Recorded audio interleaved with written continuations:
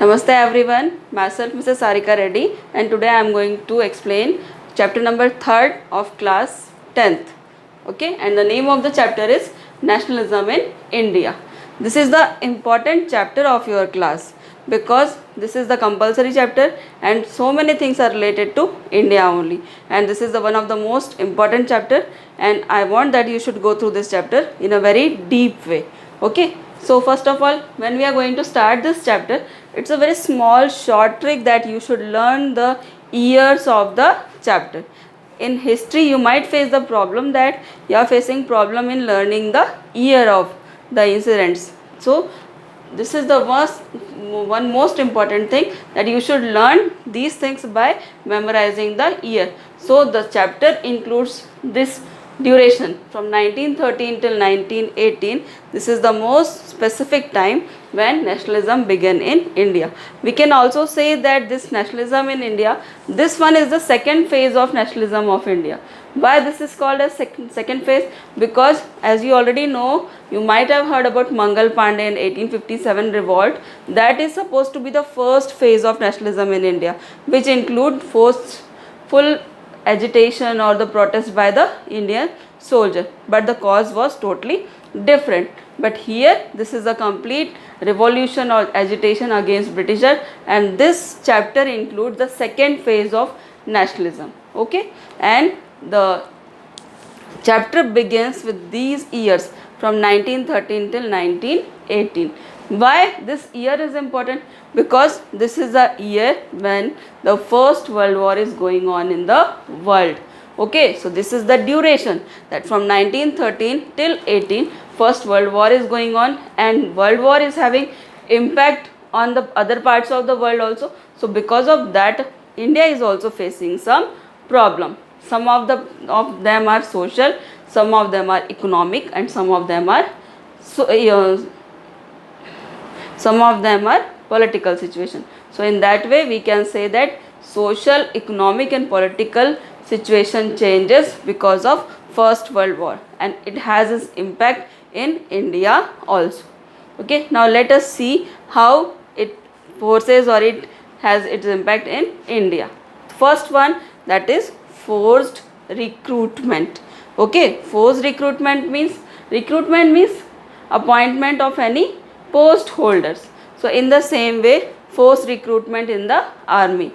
Everywhere in the world there is a need of armed forces everywhere. So in the same way, what Britishers are doing, forcefully recruiting the soldiers, the young people of India, they are forcefully recruited in the army. But whose army that was called? That was known as Britishers army. So Britishers are enforcing Indian to be admitted in the army, and that is not beneficial because they don't want that they should serve as Indian soldiers. They should be like British soldiers because they are the part of British army. So forced recruitment, and many youngsters, they didn't want to be a part of army. That is why this is the reason of agitation.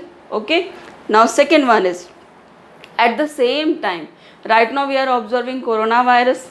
Okay, so this is a pandemic. In the same way, at that time, during these duration between 1913 till 1918, India is facing the same problem, that is epidemic. And at that time, plague spread everywhere in India, and because of that the people were in economic crisis also. That is why plague epidemic is also one of the reason of nationalism in India, because many soldiers or many people, they are not want to be involving in such an activity.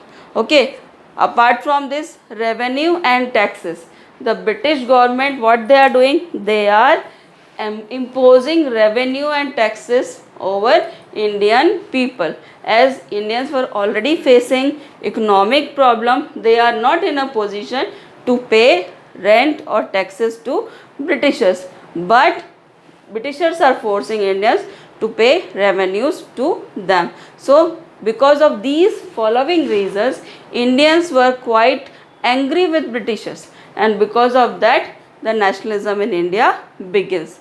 Okay, so this is the introduction of our chapter, that because of First World War, as everywhere everybody is facing problem, so it has its impact in India also. and at that time Britishers are there in India. So Britishers are strongly opposed by the Indian people because of these three different reasons. Number one is forced recruitment, number two is plague epidemic, and number three is paying of revenue or taxes by the Indians to Britishers.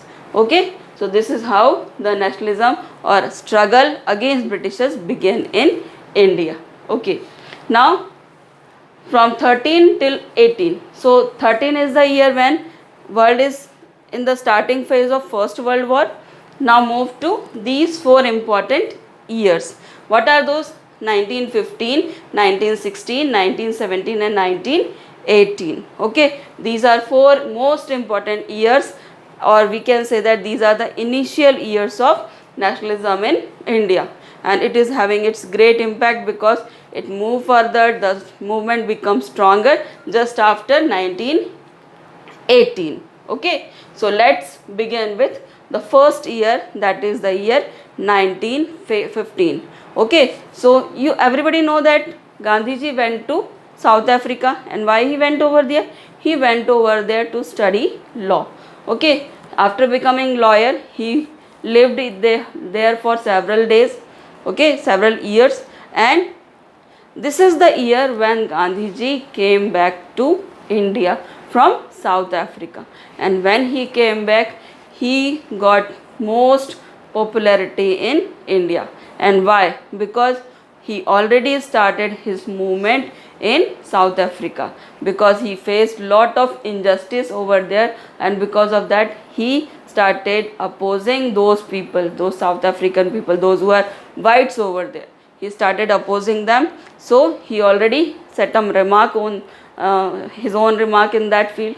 So when he came back to India, he became a hope for Indian people also. So your chapter begins about India with 1915. This is the year when Gandhiji came back to India from South Africa.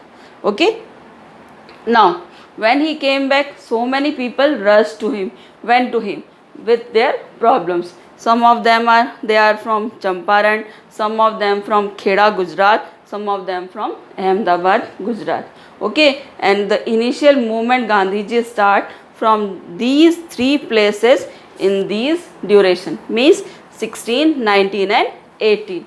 Okay, so the first movement he started just after coming from South Africa to India in the 1915. The first movement he started, and that movement was Champaran, Bihar. Actually, what happened to the people of Bihar? They were forced to work in the plantation areas, and when they are working over there, they don't have to work at their own place. They have to move from their own place to some other different place, and at those places they are not facilitated with so many things. Only food is provided to them, only their livelihood is, they are comfortable in their livelihood, but they are not provided any sort of holidays, or they are not allowed to meet to their relatives. So in this way they want to come back to their places because they are not comfortable over there, because they are not provided with certain facilities. That is why they urged Gandhiji to start movement for them, and that movement begins from Bihar, Champaran. So the movement which started, that was because of plantation workers from Bihar. Okay. Next, second movement he started. This movement, it is very successful movement. So after the movement of 1916, Gandhiji became more name and fame. So many of Indians are having hope towards him. So the next movement he started, that is in Kheda, Gujarat. And Kheda, Gujarat, that is related to epidemic and revenue or taxes. At that time, the people of Kheda, they were suffering from plague epidemic, and at that time they were blocked with their source of income, and in such a situation Britishers were forcing them to pay revenue. So in such a way they were not happy with Britishers, because the Britishers are indirectly forcing them, which they don't want to do. So in that way the people of Kheda, Gujarat Kheda is in Gujarat, and these people, they were suffered from plague epidemic, as well as Britishers were forcing them to pay revenue. So they don't want to pay revenue, or they want some relaxation in that revenue. They will pay after some time, or some reduction should be there in that revenue. So British government, they denied. So in that way they were against Britishers, and they urged Gandhiji to start movement against Britishers in Kheda and Gujarat, Kheda, Gujarat. So in that way, the movement of Kheda, Gujarat got successful because of Gandhiji only. Okay, and the next third year, that is the year 1918. This year, this is the third movement of Gandhiji, and it was again in Gujarat, but that movement is in Gujarat, Ahmedabad. At that time, so many industries were opened in Gujarat, and when industries are opened, so Britishers are providing job or employment to the laborers, but what they are doing, their wages are low and their working hours are more. So their movement were against Britishers just for raising their wages or raising their salaries and reducing the work of those people. So in that way they want the movement should be against Britishers, so that their salary should be increased and their working time should be reduced. So in this way, Gandhiji, when he came back to India, he was involved in these three movements. How you should learn? You should learn this: 1916 Champaran, 1917 Kheda, 1918 Ahmedabad. These two are in Gujarat, and third one is this in Bihar. So in this way, Gandhiji got lot of momentum and lot of name and fame because of these three special movements. In this way, nationalism in India begins with three major incidents, and all these incidents are in sequence. But what you have to do? You have to learn the time duration between 13 to 18. Okay. 13, why 13? Because this is the time of First World War in world, and proceeded with these 4 years. This year means 15, coming back of Gandhiji from South Africa to India. 16, Champaran, place in Gujarat, which is involved with plantation movement. Third, 17, that is in Gujarat, that is related to plague epidemic and revenue. And fourth, Ahmedabad, that is regarding cotton mill workers. So I think this should be clarified to you. Now we should move on to next year, that is 1919. So just now what we have read about? We read about these 4 important years.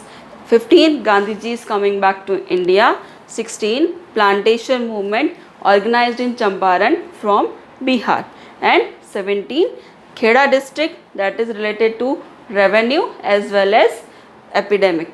Okay, what was that epidemic? That is plague. Okay, and the next year is 1918, that is related to Ahmedabad from Gujarat, and the movement was started by cotton mill workers. What was the purpose? To raise the salary and to reduce the working hours. Okay, now we are moving back to the methods used by Gandhiji. And what are those methods used by Gandhiji? Gandhiji's most important, indirectly we can say that the most important weapon in the nationalism of India, that is Satyagraha. So Satyagraha, this terminology is important as it is one of the most important method of agitation. Okay, so in your 1 mark question, the question may be there that you have to define the term Satyagraha.